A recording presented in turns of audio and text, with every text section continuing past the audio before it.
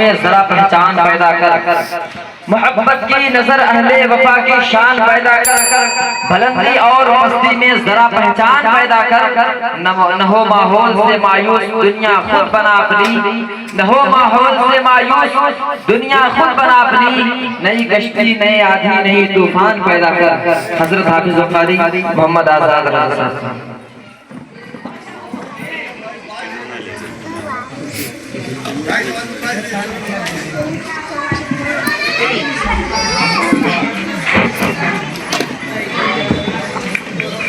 السلام علیکم ورحمۃ اللہ وبرکاتہ۔ وعلیکم السلام ورحمۃ اللہ وبرکاتہ۔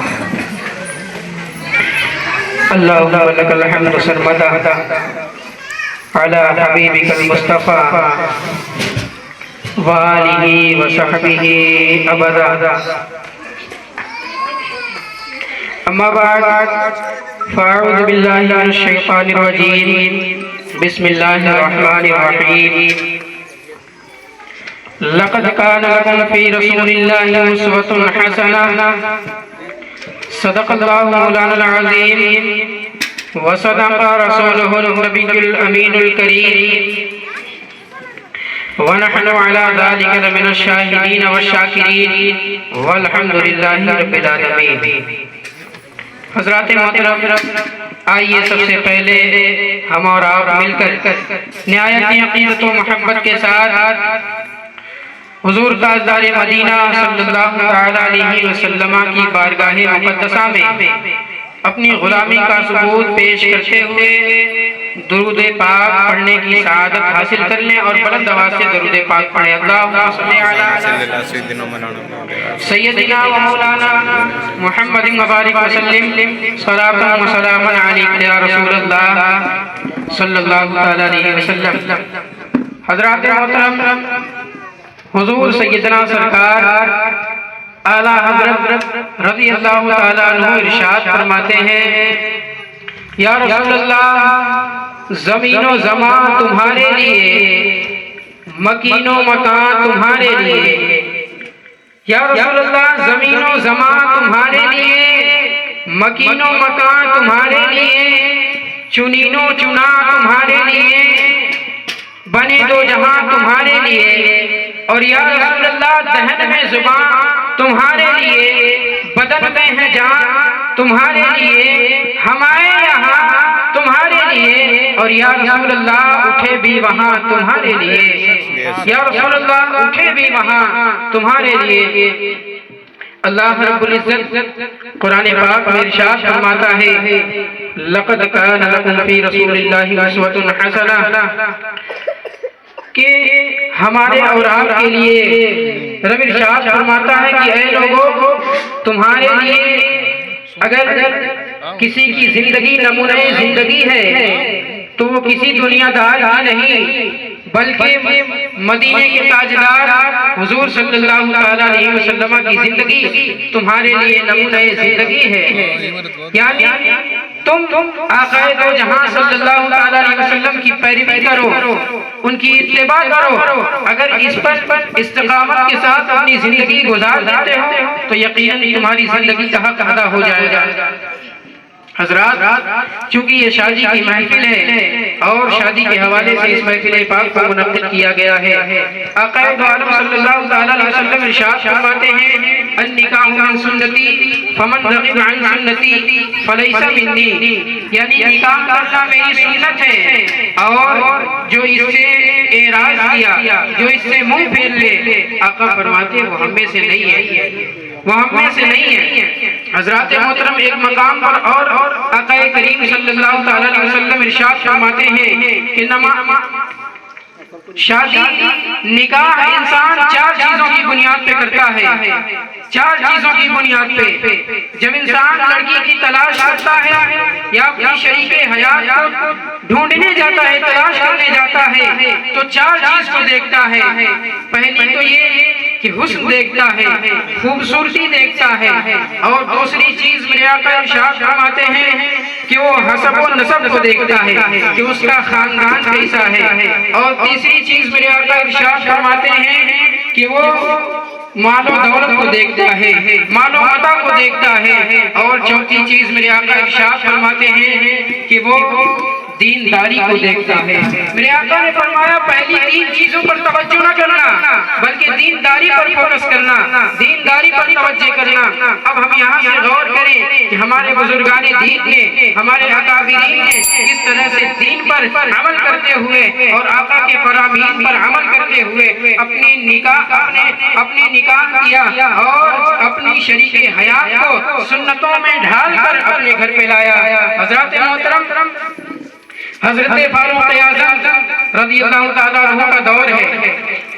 آپ گلی میں گشت فرما رہے ہیں، ٹہل رہے ہیں، دیکھ رہے ہیں کوئی میری رعایا بھوکی تو نہیں ہے، کوئی پیاسی تو نہیں ہے، کوئی پریشان تو نہیں ہے، اور ایک عورت ہے، اس کی ایک لڑکی ہے۔ حضرات محترم اس بات پر غور کریں گے تو پتہ چلے گا کہ ہمارے بزرگان دین نے آقا کے فرمان پر کس طرح سے عمل کرتے ہوئے اپنے بیٹوں کی شادی کی ہے، اپنے بیٹوں کا نکاح کیا ہے۔ حضرات فاروق اعظم کا دور ہے، ایک عورت ہے، وہ اپنی بچی سے کہتی ہے اے میری بیٹی، ہم لوگ یتیم ہیں، ہم لوگ غریب ہیں، ایک کام کرو، جو ہمارا کاروبار ہے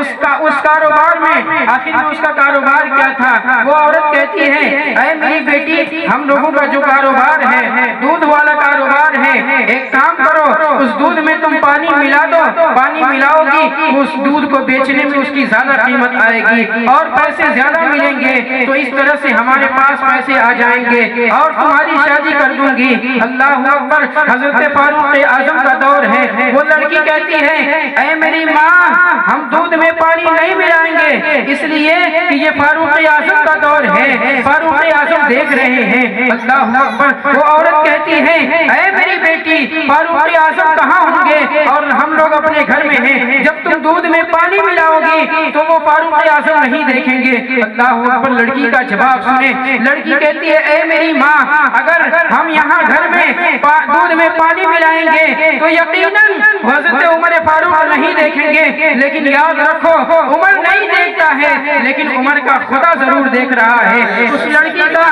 اللہ تبارک و تعالیٰ پر کس قدر بھروسہ ہے، کس قدر توقع ہے، اللہ اکبر، اس کو ملاحظہ فرمائے۔ وہ ماں کہتی ہے اے میری بیٹی پانی ملا دے، لڑکی کہتی ہے نہیں ملاؤں گی اس لیے کہ خدا دیکھ رہا ہے۔ یہ بات حضرت فاروق اعظم کو پتہ چلتا ہے۔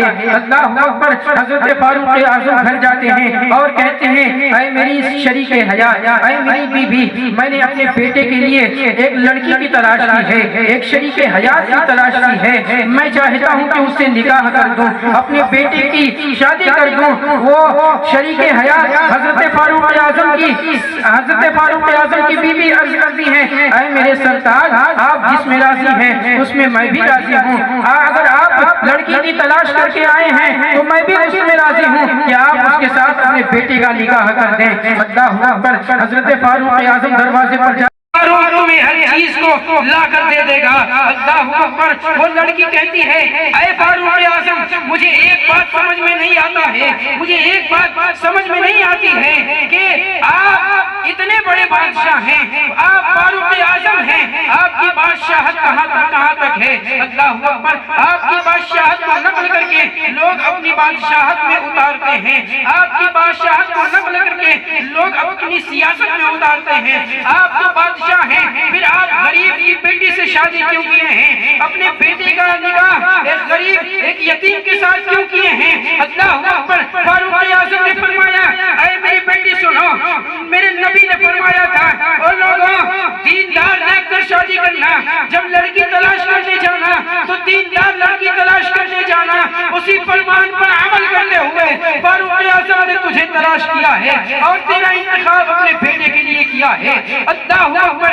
اتنا فرمانے کے بعد اور آگے فرماتے ہیں میں نے انتخاب تیرا اس لیے کیا ہے کہ تیرے سینے میں خوف خدا ہے اور تیرے سینے میں کردار فاطمہ ہے، اس لیے فاروق نے تجھے اپنے بیٹے کے لیے منتخب کر لیا ہے۔